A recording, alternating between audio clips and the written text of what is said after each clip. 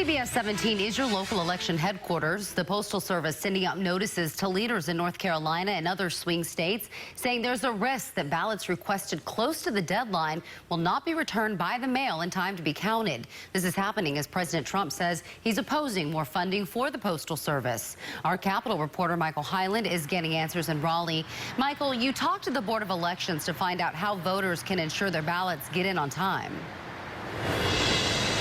Right, you can already request those mail-in ballots now, and they're going to start going out to voters in 3 weeks. This is the letter that we got from the Postal Service today with that warning. It could take a week for a ballot just to get to a voter, and if they wait until too close to Election Day to ask for it, the Postal Service says it may not get back in time to be counted.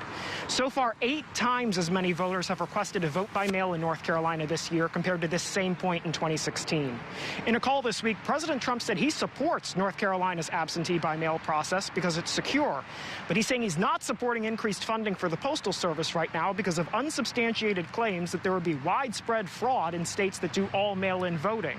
I talked to the head of the State Board of Elections about the surge in demand to vote by mail this year.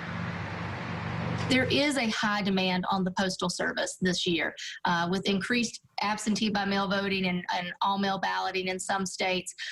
So the demand is just great across our country. They're also having to deal with coronavirus.